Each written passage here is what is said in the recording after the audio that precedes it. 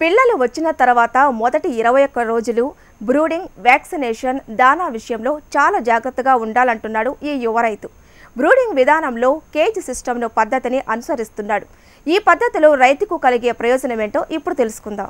మన ఇంక్యుబేటర్లో చూస్తున్నారు కదా, ఆ పిల్లలు వచ్చిన తర్వాత మన ఫామ్లోనే బ్రూడింగ్ చేసుకోవాలి. ఫస్ట్ 20 డేస్ అనేది పిల్ల యొక్క లైఫ్ని నిర్ణయిస్తుంది అనమాట. సో ఆ 21 డేస్ కూడా మనం చాలా కేర్ఫుల్గా ఉండాలి. అంటే బ్రూడింగ్ విషయంలో కానీ, వ్యాక్సినేషన్ విషయంలో కానీ, దానికి ఇచ్చే ఫీడ్ విషయంలో కానీ మనం చాలా జాగ్రత్తలు తీసుకోవాలి. సో జనరల్గా ఫార్మర్స్ ఏం చూస్తుంటారంటే, పెద్ద కోళ్ళ ఫార్మ్ ఉంటుంది, దాంట్లో చిన్న ప్లేస్లో ఏదో రౌండ్గా పెట్టేసి దాంట్లో ఇంక్యుబేట్ చేస్తుంటారు. సో దాంట్లో ఒక 50% మాత్రమే సక్సెస్ఫుల్గా బ్రూడింగ్ చేయగలుగుతాం. సో రిమైనింగ్ 50% ప్రాబ్లమ్స్ ఫేస్ చేస్తాయి. సో దాన్ని సార్ట్అవుట్ చేయడానికి మనము ఇట్లా కేజ్ సిస్టమ్ అనేది పెట్టేస్తున్నాం అనమాట. సో ఇట్లా కేజ్ సిస్టమ్ పెట్టడం వల్ల ఏమవుతుందంటే, ఈ కోడి పిల్లలు స్ట్రెస్ ఫీల్ కావన్నమాట. సో ఎందుకంటే ఎక్కువ ప్లేస్ లేదు, సో తక్కువ ప్లేస్ ఉన్నది. సో మన ఏ ఫార్మర్ అయినా సరే ఒక 1000 పిల్లలు 2000 పిల్లలు పెంచేటప్పుడు వాళ్ళకి కలిగే ఫస్ట్ ప్రాబ్లం, కోళ్ళు ఈ వెనకాల తినేస్తూ ఉంటాయి. అందుకని ఫార్మర్ ఏం చేస్తాడు, భయపడిపోయి ముక్కులు కట్ చేస్తాడు, వీటి యొక్క ముక్కులు కట్ చేసేస్తాడు.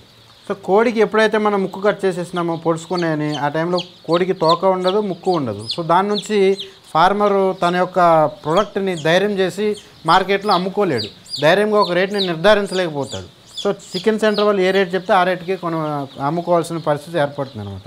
సో అందుకని మనం బ్రూడింగ్ అనేది చాలా కేర్ఫుల్గా తక్కువ ప్లేస్లో ఎక్కువ కోడి పిల్లలు పెంచినాం. ఫర్ ఎగ్జాంపుల్ మీరు చూడండి, ఇది 500 కోడి పిల్లలు, ఒక్కొక్క దాంట్లో డివైడ్ చేసేసి 3 ఇట్లు వేసినాం. సో దీంట్లో ఒక 21 డేస్ బ్రూడింగ్ అనేది హెల్తీగా జరుగుతుంది అనమాట. సో కరెక్ట్ టెంపరేచర్స్ మెయింటైన్ అవుతాయి. సో ఇంకొకటి ఏంటంటే, మనం ఫార్మర్స్ చేసేది, పిల్లలు మీ ఫామ్లోకి వచ్చిన వెంటనే ఫస్ట్ 3 డేస్ కూడా బెల్లం నీళ్ళు అనేది తాపించండి. ఎందుకంటే 21 డేస్ ఇంక్యుబేటర్లో కానీ మదర్ వల్ల కానీ న్యాచురల్గా పొదుగుతున్నప్పుడు దాని యొక్క పచ్చసొన అంటారు, దాన్ని యాక్ అంటారు. ఆ యాక్ రిలేటెడ్ ఇన్ఫెక్షన్స్ అనేవి చాలా కామన్గా ఉంటాయి. దాని నుంచి ఏమవుతుందంటే, అందరు చెప్పే ప్రాబ్లం ఇదే, కోడికి వెనకాల ఇది ఎరిగినటువంటి రెట్ట అతుక్కుపోతుంది.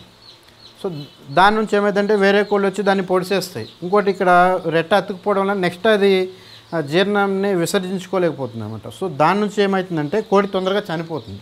సో అట్లాంటి ప్రాబ్లమ్స్ రావద్దంటే బెల్లం నీళ్ళు ఒక 3 డేస్ తాపండి. ఆ రేషియో ఎట్లా తాపాలంటే, ఫర్ ఎగ్జాంపుల్ 100 కోళ్ళు ఉంటే 100 గ్రామ్స్, 1000 కోళ్ళు ఉంటే 1 కిలో తాపించాలి.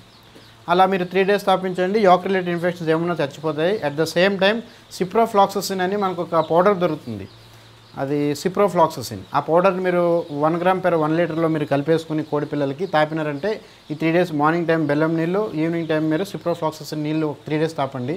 యాక్ రిలేటెడ్ ఇన్ఫెక్షన్స్ ఏమీ రావు, ఈ కోడికి వెనకాల ఏమీ అతుక్కోదు.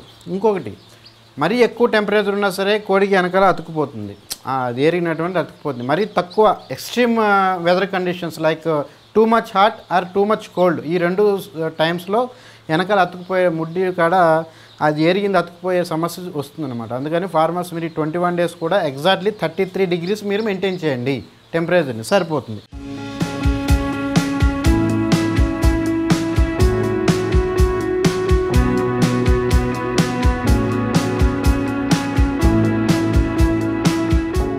ఇంటి ముందు కూడా మనం గృహిణులు పెంచుకోవడానికి చాలా ఆస్కారమైనటువంటి బిజినెస్ ఇది. ఎందుకంటే ఒకప్పుడు ఒక 20 సంవత్సరాల కిందట ప్రతి పల్లెటూరులో కూడా ఇళ్లలో కనీసం ఒక 20 నుంచి 30 కోళ్ళు ఉండే పరిస్థితి ఉండేది.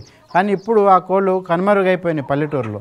సో మళ్ళీ పోయినటువంటి పూర్వ వైభవాన్ని మళ్ళీ మనం తీసుకురావాలంటే పల్లెటూరులో గృహిణులు కూడా, రైతులు, చిన్న చిన్న సన్నకారు రైతులు కూడా ఒక 100-150 కోళ్ళు తీసుకెళ్ళి, ఒక 50 కోళ్ళు తీసుకెళ్ళి ఆ ఇంటి ముందున్న ప్లేస్లోనే పెంచుకుని ఇంటి ఖర్చులు వెళ్ళగొట్టుకునే పరిస్థితి ఎంతైనా ఉన్నది.